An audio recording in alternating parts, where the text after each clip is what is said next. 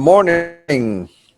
We're here at the Global Trade Chamber at our webinar studios with another amazing, incredible, inspiring, and motivating interview in our Success Stories series. It is our weekly series.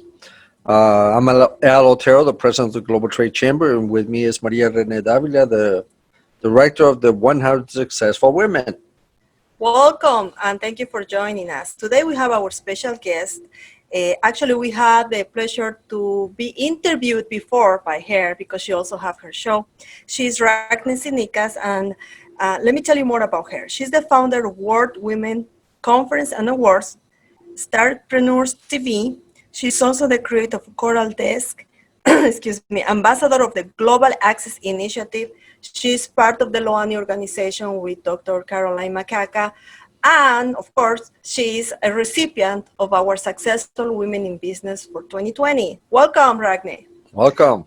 Thank you very much for having me. Great to be with you this morning. And hello, everybody who you are watching. We're very excited to talk to Ragne.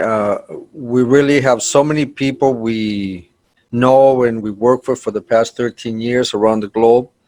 And we're very selective on the people that we want to put on our success stories because there's people that not only have risen to great success in their fields, but they've gone way beyond that. And they're also making an impact in the community. So this young lady came from Europe, and now she lives in Mexico. So talk about multinational and multicultural. And she actually speaks Spanish and Estonian. Estonian, English, Spanish, Estonian. What other languages? Russian, and I have learned also German and French. So wow. So you are 100% multicultural. 100%. It's the beauty of coming from originally from Estonia, and as Estonia is a very small country, 1.3 million people. In order to really strive and really have the opportunities, then you just need to learn the languages. And I think we are exposed since very young in our childhood, always with different languages. So Estonians usually do speak at least 2 or 3 languages. Wow. And Estonian is similar to Russian? Estonia was part of the Soviet Union. If we talk about language, then Estonian language is very similar to Finnish. So if you speak Finnish, you might understand more or less also what people are saying in Estonian. So it's not let's say language based. Then Russian and Estonian are nothing to compare. So you can't understand. It's not like Spanish and Portuguese that you can pick up something. Yes, exactly. Yes. No. Wow.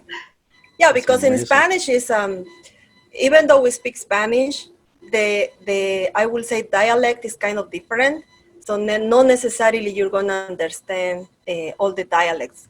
And also in each country, they have their own languages.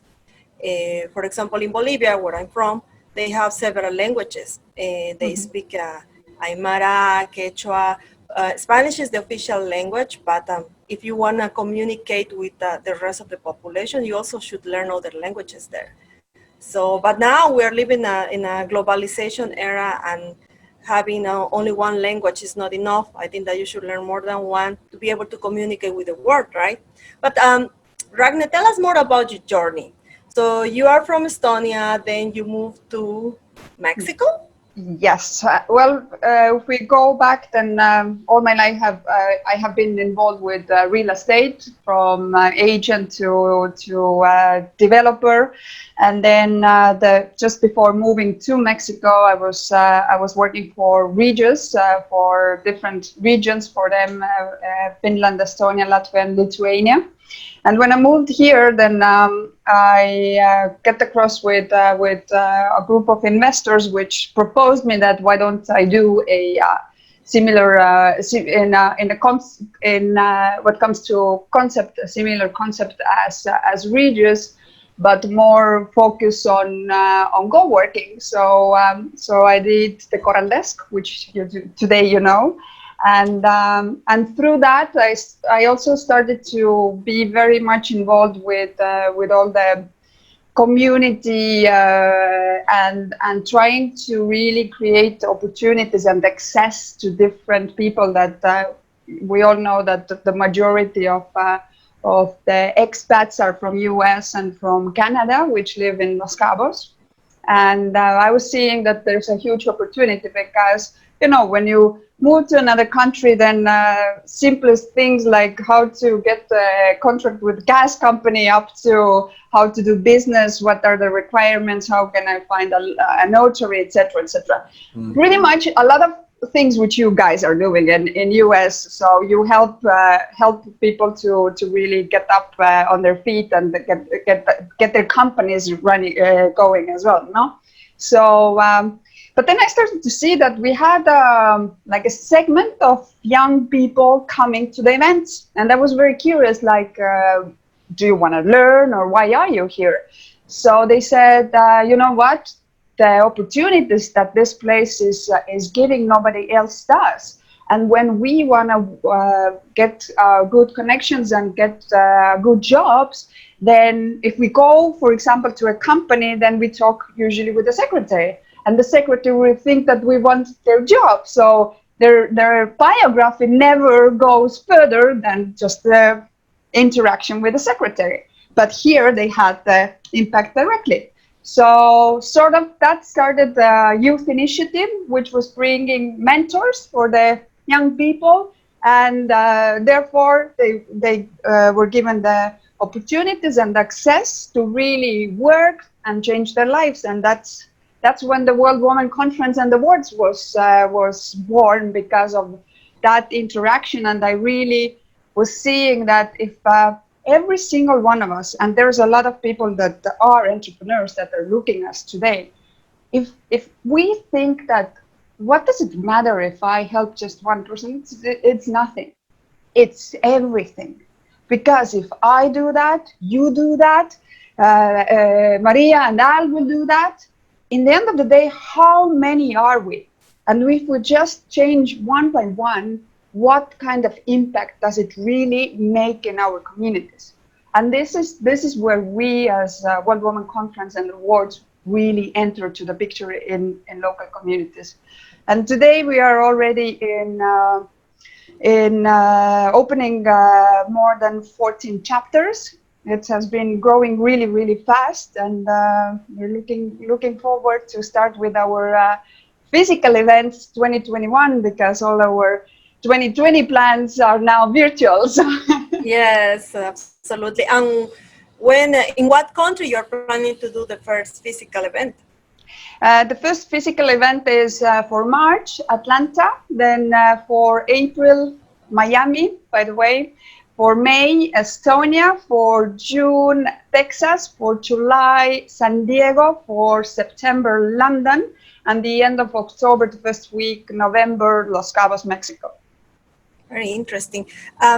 In terms of the experience, I've been reading your bio, and you have over 15 years experience in sales, leadership.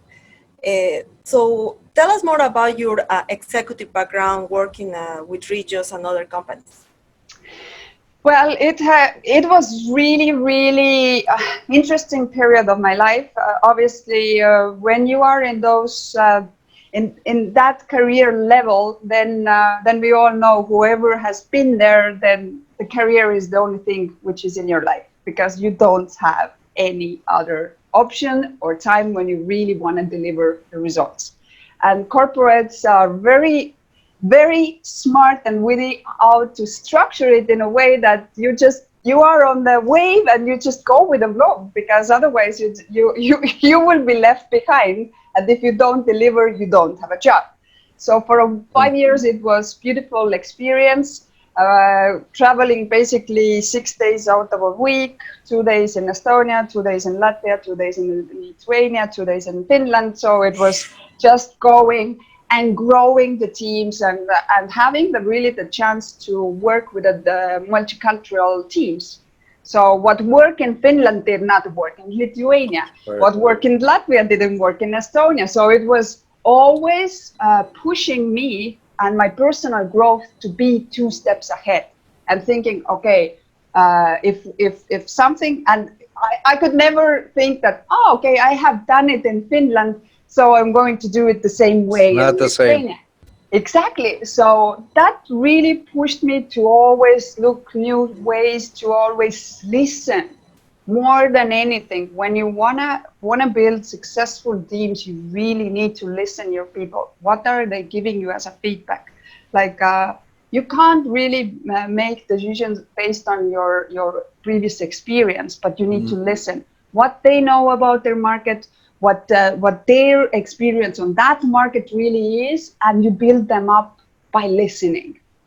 So and I always told them, like when you come to talk with a mentor, then the thing what you need to do is 80% of listening and 20% asking very good questions. And when people and teams will get to know and understand that, it starts to flow. That's a amazing observations for any entrepreneur, and a lot of the problems that entrepreneurs have, as we see all the time, is that they talk twice as much as they listen. So for them to properly interact with their team or their clients, they're so focused on trying to sell something or get their point across that they never go anywhere because they're never listening. Like you said, I think the number one thing right now, from what you said, is that listening is so crucial.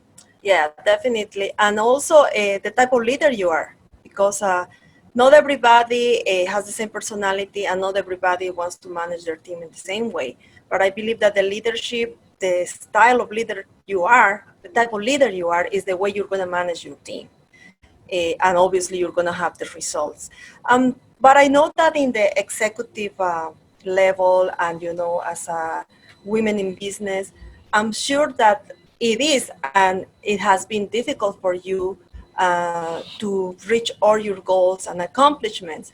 Tell us more about the challenges that you face currently or you did in the past. You face challenges always. Now, there's things that you cannot change and there are things that you can change. So you cannot change the circumstance or the situation or the problem. What you can change is your attitude towards it. And also what you have control over is that leadership always starts within. So unless you are always vulnerable from outside effects and you don't believe in yourself, then you're going to face a lot of problems because you are going to be whoever says you something, you're going to be affected. Whoever does something to you, you are going to be affected. Whatever happens, we become victims. And the problem with that is that our society really celebrates the victimhood, that because they will say, oh, this happened to you, like the situations that we are now. Like Yes. everybody knows that the situation is really, really hard on everybody. But nevertheless, when you see, there's 2 types of entrepreneurs. Some which didn't have the time to be the victim, but they took the everything that, okay, what can I learn from this? I need to reinvent myself, my company, I will do so. Where are they now with 4 months? They're doing very good. Those who decided that the society and the news and everything was saying that everything is so bad, everything is collapsing, where are you? It's collapsed. Gone.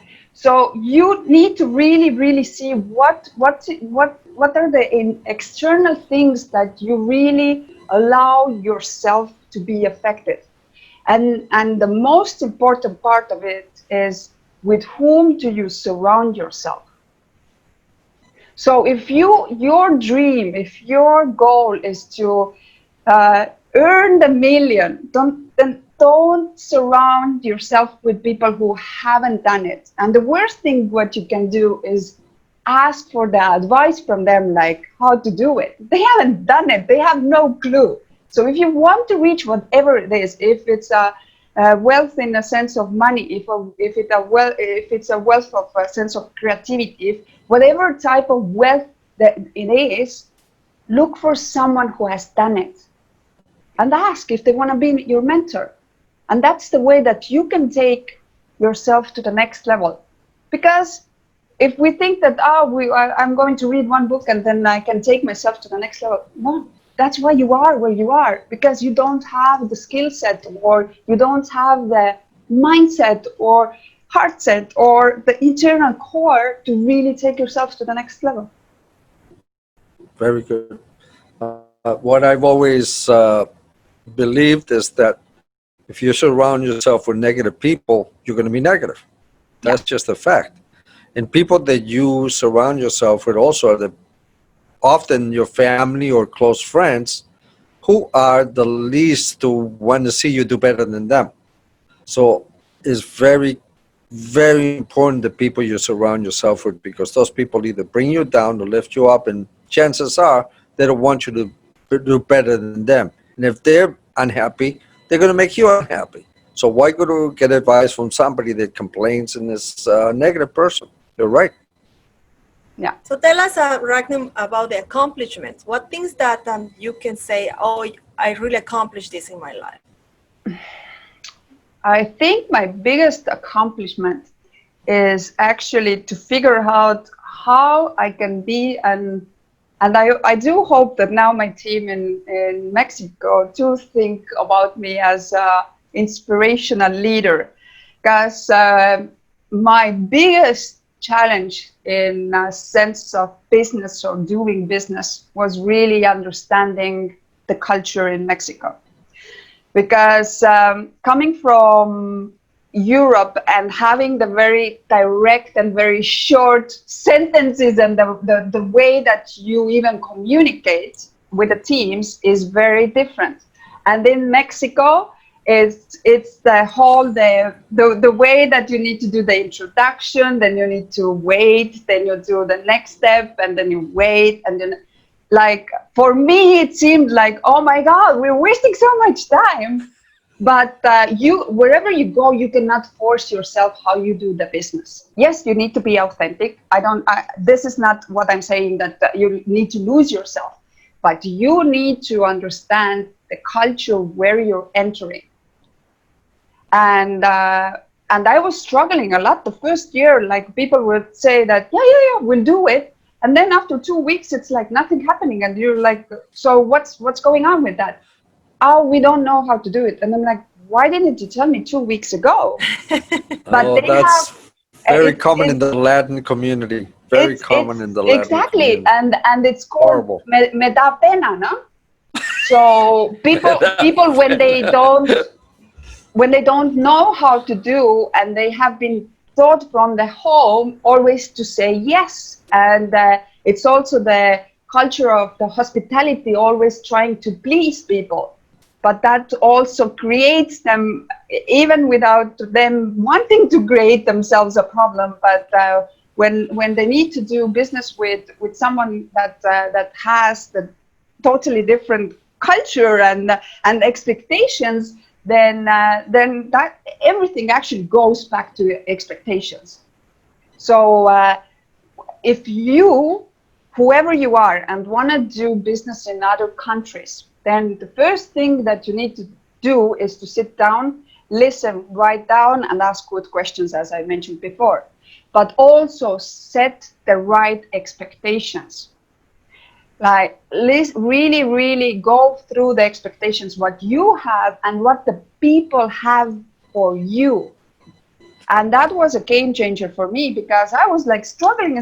Well, I'm like, how do I really know what they can do and they can't do, because they said yes to everything? It's called culture shock. No, I went through all types of shock, all types of I literally took the plane from Estonia to Mexico. I didn't speak not 2 words which I knew was hola and gracias.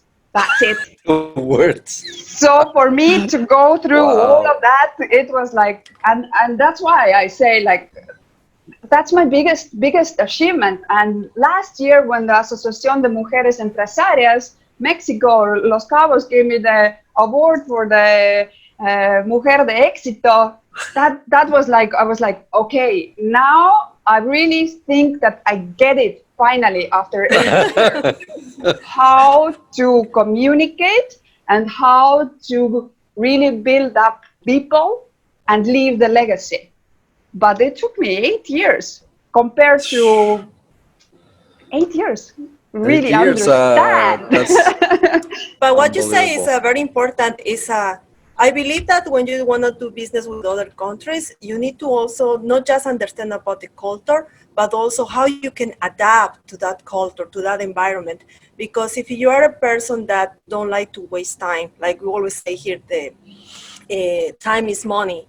So you don't want to waste time and you want to be efficient, but you need to understand about how the business are conducted in other countries to be flexible enough to adapt to those changes.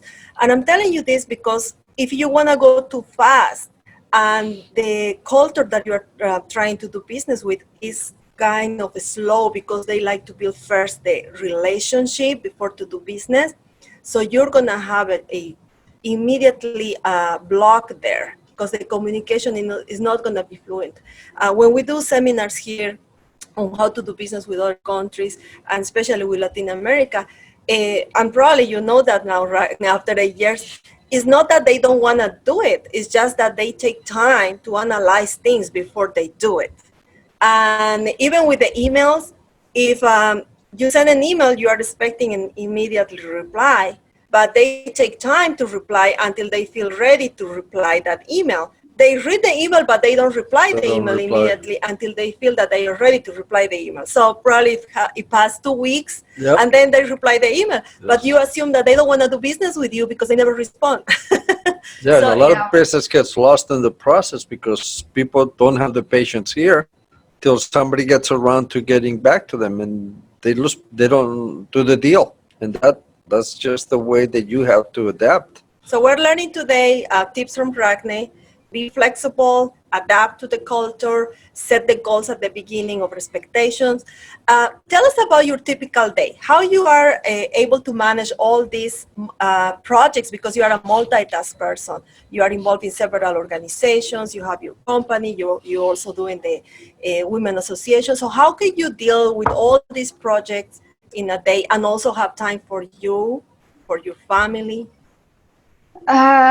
Well, I think that's the never-ending battle in a sense. But I think when you have clarity of your vision, where do you wanna be and who do you really wanna be, then and what I stopped doing was managing my time, and I started to manage my focus. Then things start to change and work for me because and just before we move on, one remark which now I can't let go in a previous point is that that it really has to do with the company's culture as well. And in Latin America, when you see especially for the sales process, they do not teach follow-up. They don't teach follow-up techniques, and they don't teach that this is absolutely crucial to do. So you as a business owner, it doesn't matter if you do in Latin America or wherever you do, when you do not foster the culture of following up and really following up in that way that the person will feel wow, then you're right. You, as Al said, you lose so much business on the way. Yes. And it doesn't take us more than scheduling the following up and thinking, what did I hear and how can I wow that person? In a sense, even if they are in a process of still deciding. But we all know, send someone flowers and you're like, this person, like if you have other options on the table as well, this person came out of their comfort zone and Yes. did something that I was not waiting. Exactly. So those are and that doesn't cost you. If you really want the business, go and have that as a part of your company's culture. But it takes, and especially in Latin America, they are not used to. They think that if they're interested, they come back to us. And again, me da pena de tomar una llamada. It means that how I will be like insistive, or this is the first weeks I was always like, this is too aggressive. Like, what way? You are not telling them to sign here. You are asking, is there something else I can provide you that would make the decision making much easier? Where's the aggressive part of that? So when people really start, and people need to see the results. So as soon my team saw the first deals coming in after that, they were like, oh, it really works. Okay, now we can do it. So they were open-minded. But again, as we, and we need to be very careful with that, as we reflect as leaders, the team will mirror. So when we don't do them, don't expect them to do it. 100%. Absolutely. Do as I do, not as I say. Yeah. Going back to my days, what I do, I use like a daily design protocol for myself. So every Sunday, I sit down, I look at my calendar and say, okay, what is my goal with this week? Where do I want to be? And what do I want to achieve with this week? And what we do and what we don't have the connection, when you usually ask from people, and now I think my audience is already tired up to here because I'm always talking about it, but I hope that some days, some of them will really have the click and say, oh my God, she has been talking about 100 times and now I understand. It took me a lot of time as well. So everything which goes to your daily agenda are your core values. And when you usually ask people like, what are your core values? Then they say family, my health, my studies or personal growth and all of that. And then you say, okay, show me your agenda or schedule. They show you, and what is there? Meetings, what other people have requested you to do. They ask, so you tell me that those are your core values. Why your agenda doesn't reflect your core values? Well, but it's here. No. If anything which is not written down and scheduled will not be achieved. So if you really want to achieve the perfect health, you need to schedule it. If you want to achieve that every breakfast, lunch, and dinner you are with your family, you need to schedule it. If you want to achieve that every Friday night you have a date night with your spouse, you need to schedule it. Because we are weak and we want to please. And that means whoever calls and says, is this time available? You open your calendar and you say, yeah. But if you had that, the Friday evening, 6 p.m., no, I can't. Yes, you're right. So that's the thing. And your tight bubble of focus, you need to have them. Every morning when you come to the office, you do not open your emails. Those things are all on mute. You sit down and spend 90 minutes on what is the most important. What do I need to achieve today? I need to sign up this client. Okay, how do I prepare for it? Now I need to take the call. Now you have the script in front of you. Okay, this is what I want to achieve with that call. Now you finish the call. Okay, did it come out the way that I wanted? No. That means that you need to prepare again for it. So you need to really understand, what do you want? It's not just happening.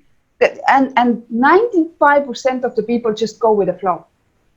And they are not satisfied with their life because they don't have any control. Not over their time, not over their income, not over nothing.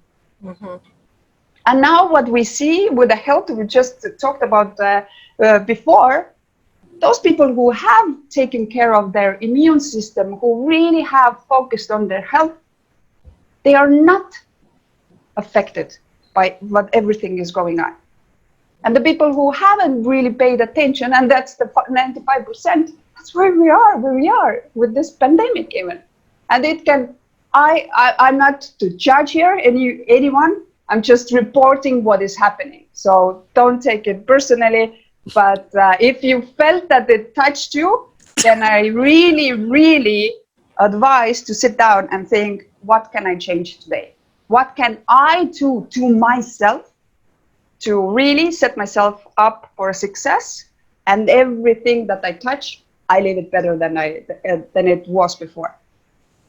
I think we can get so much more from you and your experience and your amazing journey of 8 years. I mean, you just completely uh, transformed a very difficult, almost impossible situation to other people. And it took you 8 years, but look where you are now. What a great inspiration. What a great example. So we're so happy to have you as a recipient of the 100 Successful Women, exactly because of what you have accomplished. So happy to have you with us. We are going to schedule another interview with you to learn a lot more, maybe in Spanish, Maria. Yeah, we can do in Spanish. Actually, prior to this interview, we were talking to Ragne the idea of doing bilingual, but maybe next time. Next time we're going to do it just in Spanish. Yes, so I we think it'd be decided to do it fantastic. one in English, another in Spanish, and then we're going to learn Estonian so we can do it in Estonian. Beautiful. Oh, then you can invite all the Estonians to watch. I love it. But for everybody that is watching this interview today and you want to meet in person Ragne, she's going to be here, hopefully, in September 19th to receive the 100 Successful Women in Business Award. In Miami, remember September 19th, you can meet her in person. We're gonna also put all her contact information in case you wanna reach her after this interview with some specific questions. If you wanna do business in Cabo, in Mexico, you wanna learn more about her leadership, or you wanna just get in touch with her, we're gonna have all the information available for you. Ragne, thank you so much for joining us today, for making the time to share with us your experience. We really learned today several tips that we're going to use. Excellent. Definitely the first thing that Ali's going to be doing is scheduling the date with her wife, Friday's night. If she doesn't get on my nerves. I'm going to schedule exercise time. And you said something about focus. Yeah. Focus is so important. You need to focus and have a plan, because without a plan, you're out in the sea with no paddles, and we don't want that. Yeah, basically, we need to focus on the results, not necessarily, we don't want to micromanage things. We want to focus on the overall goal, which is a very good advice. Don't focus too much on the timing, focus on the results. I learned that today from Ragne, and also other things from her. Yep. Thank you so much, Excellent. Ragne. We see you next time for sure in September 19th. Yes, I Have a already great have one. my flight tickets, so you will see me. We better do this event. Don't forget, it's Friday night. Today's Friday. You see? Take Thank you care. very much. Thank Bye-bye. you. Bye-bye now. Bye-bye.